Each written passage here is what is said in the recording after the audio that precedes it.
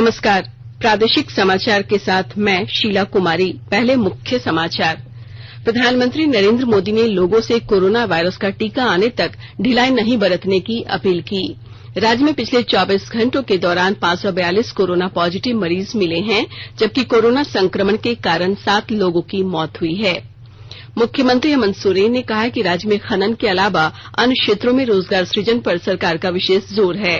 और झारखंड के DGP MV Rao ने कहा कि राज्य में दुष्कर्म की घटना रोकने के लिए पुलिस लगातार प्रयास कर रही है। अब समाचार विस्तार से। कोविड-19 महामारी के खिलाफ देश एकजुट होकर लड़ रहा है। आप भी हमारे साथ सुरक्षा और बचाव के 3 आसान एहतियाती उपायों का संकल्प लें। मास्क पहनें, 2 गज की दूरी है जरूरी, सुरक्षित दूरी बनाए रखें, हाथ और मुंह साफ रखें।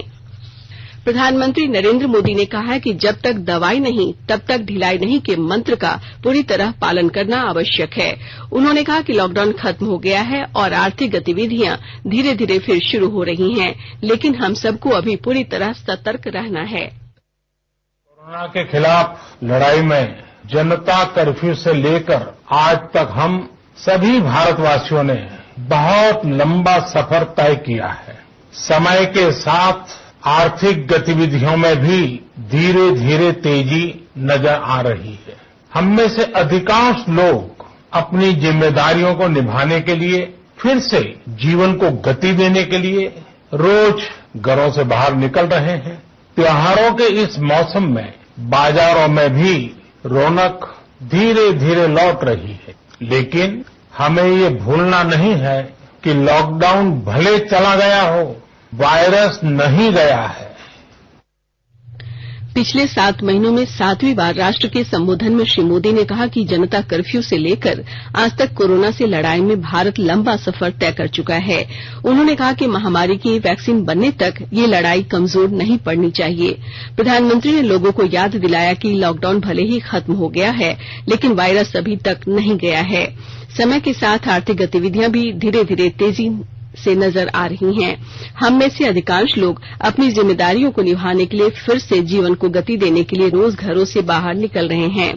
त्योहारों के इस मौसम में बाजारों में भी रौनक धीरे धीरे लौट रही है, लेकिन हमें ये भूलना नहीं है कि लॉकडाउन भले चला गया हो, लेकिन वायरस नहीं गया है। बीते 7-8 महीनों में प्रत्येक भारतीय के प्रयास से भारत आज जिस संभली हुई स्थिति में है, हमें उसे बिगड़ने नहीं देना है और अधिक सुधार करना है। आज पुलिस स्मृति दिवस मनाया जा रहा है। पुलिस कर्मियों की निष्ठा और राष्ट्र के प्रति बलिदान को सम्मानित करने के लिए हर वर्ष 21 अक्टूबर को ये दिन मनाया जाता है। आज ही के दिन 1959 में केंद्रीय रिजर्व पुलिस बल सीआरपीएफ ने लद्दाख के दुर्गम दर्रों में अपने पराक्रम और बलिदान की गाथा लिखी थी। सीआरपीएफ और खुफिया ब्यूरो के 20 जवानों का एक गश्ती दल लापता टोही दल को ढूंढने निकला था, जब उस पर चीनी सेना ने घात लगाकर हमला कर दिया। इस अचानक हमले और प्रतिकूल परिस्थितियों में भी भारतीय जवानों ने बड़ी संख्या में भारी हथियारों के साथ आए चीनी सैनिकों का बहादुरी से मुकाबला किया। इस लड़ाई में सीआरपीएफ के 10 जवान देश की रक्षा में शहीद हो गए। गृहमंत्री अमित शाह आज सवेरे नई दिल्ली में राष्ट्रीय पुलिस स्मारक पर शहीद पुलिसकर्मियों को श्रद्धांजलि देंगे। झारखंड प्रदेश कांग्रेस कमेटी के अध्यक्ष और वित्त मंत्री डॉक्टर रामेश्वर उरांव आज बुधवार को 3 दिवसीय दुमका दौरे पर जा रहे हैं। उनके साथ राज्य के कृषि मंत्री बादल पत्रलेख भी दुमका जाएंगे। पार्टी के प्रदेश कांग्रेस अध्यक्ष आलोक कुमार दुबे ने बताया कि दुमका विधानसभा उपचुनाव में गठबंधन में सहयोगी दल झारखंड मुक्ति मोर्चा के प्रत्याशी बसंत सोरेन के पक्ष में प्रदेश अध्यक्ष डॉक्टर रामेश्वर उरांव और कृषि मंत्री बादल 3 दिनों तक उप राजधानी में प्रवास कर विभिन्न चुनावी कार्यक्रमों में हिस्सा लेंगे। पिछले 24 घंटों के दौरान राज्य में 542 कोरोना पॉजिटिव मरीज मिले हैं, जबकि कोरोना संक्रमण के कारण 7 लोगों की मौत हुई है। मृतकों में बोकारो, देवघर, पूर्वी सिंहभूम, खूंटी, सरायकेला से 1-1 और रांची से 2 मरीज शामिल हैं। वहीं राज्य में अच्छी खबर ये है कि 605 कोरोना मरीज स्वस्थ हुए हैं। स्वास्थ्य विभाग के अनुसार रांची से 196, बोकारो से 42, चतरा से 2, देवघर से 8, धनबाद से 69, दुमका से 3, पूर्वी सिंहभूम से 21, गढ़वा से 6, गिरिडीह से 2, गोड्डा से 4, गुमला से 15, हजारीबाग से 6, जामताड़ा से 3, खूंटी से 8, कोडरमा से 5, लातेहार से 3, लोहरदगा से 5, पाकुड़ से 3, पलामू से 47, रामगढ़ से 15, साहेबगंज से 12, सरायकेला से 17, सिमडेगा से 6, पश्चिमी सिंहभूम से 44 मरीज मिले हैं। राज्य में कुल कोविड-19 का मामला अब 97,404 हो गया है। राज्य में अब तक 6,180 सक्रिय केस हैं, वहीं 90,385 मरीज ठीक हुए हैं। राज्य में अब तक 849 लोगों की मौत कोरोना से हुई है। वहीं झारखंड में कोरोना की रिकवरी रेट 92.78% है।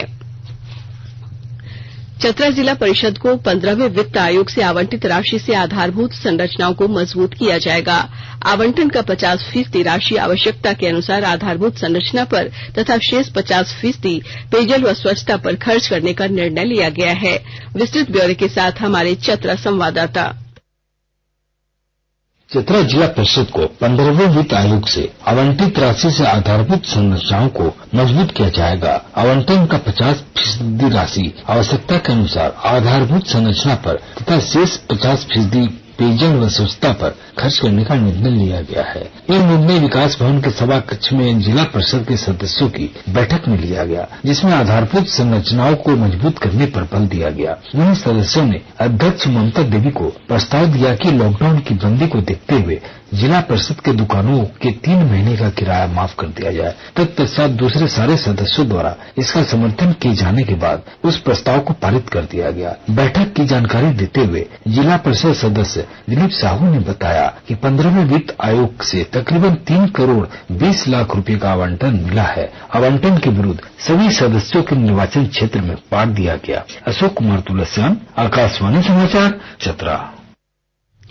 केंद्रीय शिक्षा मंत्री रमेश पोखरियाल निशंक ने प्रत्येक छात्र से ग्रामीण बच्चों का धारक बनने और उन्हें शिक्षा प्रदान करने का आह्वान किया है, ताकि आने वाले वर्षों में देश और उन्नति कर सके। श्री निशंक ने वीडियो कॉन्फ्रेंसिंग के माध्यम से आज तमिलनाडु के राष्ट्रीय प्रौद्योगिकी संस्थान एनआईटी त्रिची के केमिकल इंजीनियरिंग विभाग के भवन के उद्घाटन संबोधन में ये बात कही। श्री पोखरियाल ने केंद्र सरकार की उन्नत भारत योजना के तहत एनआईटी त्रिची के प्रयासों की सराहना की। केंद्र सरकार ने शिक्षक बनने के इच्छुक के लिए हर 7 साल में शिक्षक अर्हता परीक्षा टीईटी पास करने की बाध्यता खत्म कर दी है। सरकार ने एक बार टीईटी पास करने पर जीवन भर के लिए इसे मान्यता देने की अनुमति दे दी है। ये व्यवस्था देश भर में लागू होगी।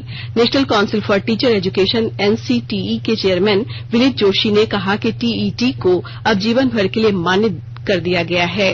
अब नेशनल एलिजिबिलिटी टेस्ट नेट की तर्ज पर टेट की परीक्षा आयोजित की जाएगी। आकाशवाणी के ताजा तरीन समाचारों के लिए आप हमारी वेबसाइट newsonair.com पर लॉग ऑन कर सकते हैं। ताजा समाचार ट्विटर हैंडल @AIRNewsAlerts और Facebook page all India radio news पर भी उपलब्ध है। आप प्रादेशिक समाचार एकांश के ट्विटर हैंडल @AIRNews_रांची और Facebook page AIR news Ranchi के अलावा YouTube channel regional news unit Ranchi पर भी हमारे बुलेटिन सुन सकते हैं। प्रादेशिक समाचार आप आकाशवाणी रांची से सुन रहे हैं और अब पेश है कोरोना से बचाव के संदेश।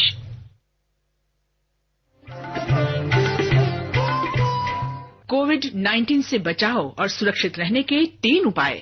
मास्क लगाएं, 2 गज दूरी है जरूरी, सुरक्षित दूरी रखें, हाथ और मुंह साफ रखें।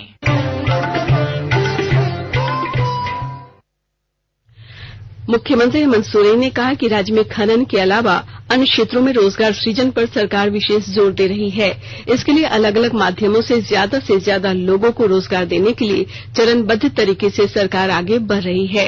मुख्यमंत्री ने कल तमिलनाडु से मुक्त कराई गई झारखंड की 22 लड़कियों को रांची जिले में आयोजित कार्यक्रम के दौरान नियुक्ति पत्र सौंपा। इस मौके पर उन्होंने कहा कि आने वाले कुछ दिनों में टेक्सटाइल के क्षेत्र में 8000 लोगों को रोजगार देने का लक्ष्य है।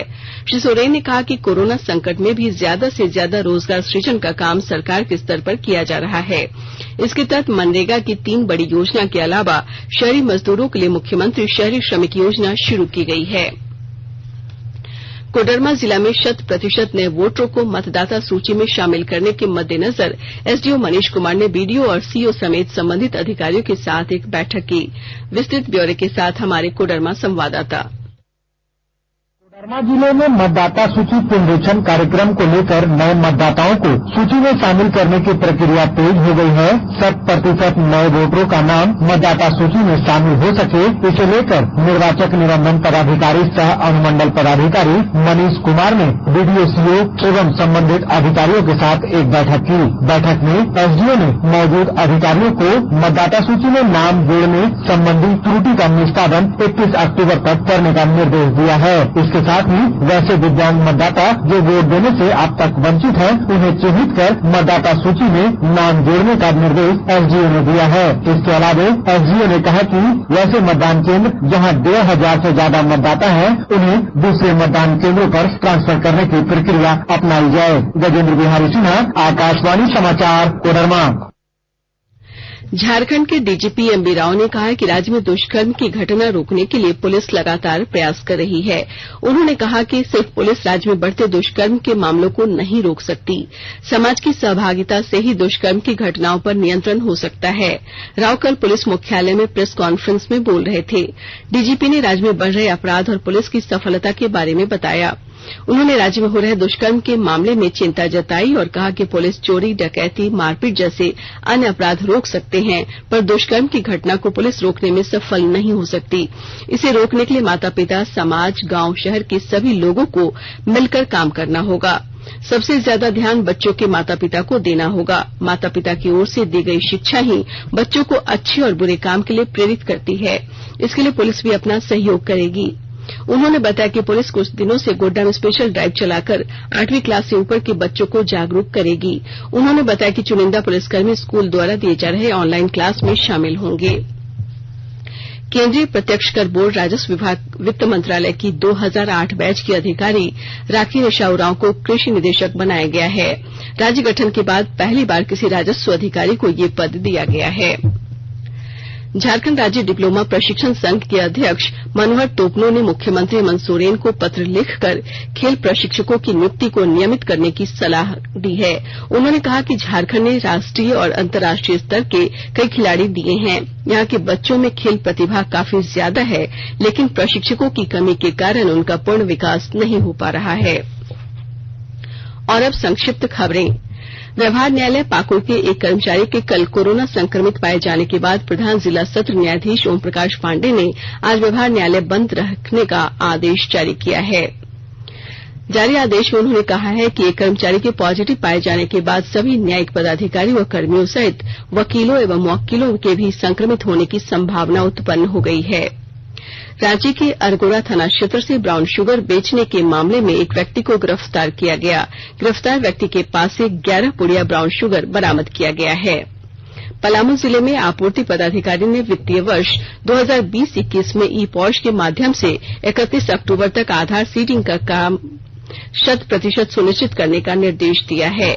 उन्होंने सभी प्रखंड आपूर्ति पदाधिकारी को निर्देशित किया है कि विभागीय एवं निदेशालय स्तर से आधार सीडिंग कार्य की प्रतिदिन समीक्षा की जा रही है। और अब अखबारों की सुर्खियां। प्रधानमंत्री का देश के नाम संबोधन में कोरोना से बचाव के लिए लोगों को सतर्कता बरतने की अपील वाली खबर को राज्य के सभी अखबारों ने प्रमुखता से प्रकाशित किया है। वहीं हिन्दुस्तान ने राज्य में महिला सुरक्षा के प्रति पुलिस की तैयारियों वाली खबर, जिसका शीर्षक छात्राओं को आत्मरक्षा की ट्रेनिंग मिलेगी, खबर को पहले पन्ने पर स्थान दिया है। दैनिक भास्कर ने सरना धर्म कोड की मांग को लेकर आदिवासी समुदाय द्वारा रांची में सोशल डिस्टेंसिंग को पालन करते हुए निकाली गई रैली वाली खबर को पहले पन्ने पर प्रमुखता से छापा है। प्रभात खबर ने प्रधानमंत्री की अपील, लॉकडाउन गया है कोरोना नहीं, लापरवाही नहीं बरते वाली खबर को अखबार को लीड बनाया है। दैनिक जागरण ने सिर्फ पुलिस के बूते नहीं है बच्चियों की सुरक्षा शीर्षक से पहले पन्ने पर महिला सुरक्षा पर डीजीपी एमबी राव की टिप्पणी को प्रमुखता से छापा है। रांची से आने वाले उद्योगों को सरकार को सहयोग मिलेगा, खबर को रांची एक्सप्रेस ने पहले पन्ने पर स्थान दिया है। अंग्रेजी दैनिक हिन्दुस्तान टाइम्स ने प्रधानमंत्री द्वारा देश के लोगों से लापरवाही नहीं बरतने की खबर को प्रमुखता से छापा है। वहीं अंग्रेजी दैनिक द टाइम्स ऑफ इंडिया ने भी प्रधानमंत्री की अपील को पहले पन्ने पर जगह दी है। साथ ही यूएन कमिश्नर द्वारा स्टेन स्वामी को मुक्त करने की मांग वाली खबर को प्रमुखता से लिया है। अंत में मुख्य समाचार एक बार फिर। प्रधानमंत्री नरेंद्र मोदी ने लोगों से कोरोना वायरस का टीका आने तक ढिलाई नहीं बरतने की अपील की।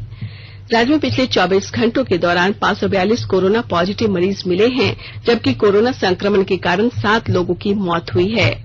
मुख्यमंत्री हेमंत सोरेन ने कहा है कि राज्य में खनन के अलावा अन्य क्षेत्रों में रोजगार सृजन पर सरकार का विशेष जोर है। और झारखंड के डीजीपी एमवी राव ने कहा कि राज्य में दुष्कर्म की घटना रोकने के लिए पुलिस लगातार प्रयास कर रही है। इसके साथ ही आकाशवाणी रांची से प्रादेशिक समाचार का ये बुलेटिन समाप्त हुआ। नमस्कार। घर में रहिए, सुरक्षित रहिए और सुनते रहिए आकाशवाणी।